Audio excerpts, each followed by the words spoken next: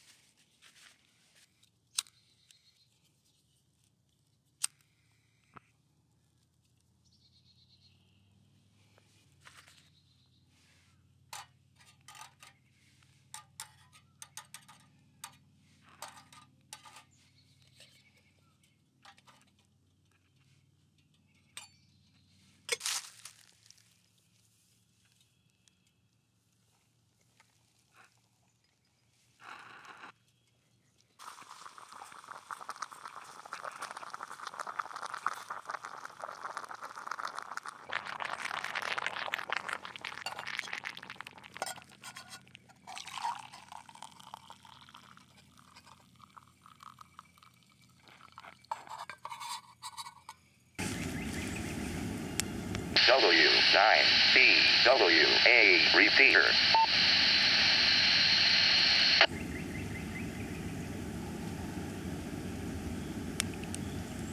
Kilo, Delta, Niner, Quebec, Mike, Romeo, KD9, QMR, calling CQ, CQ.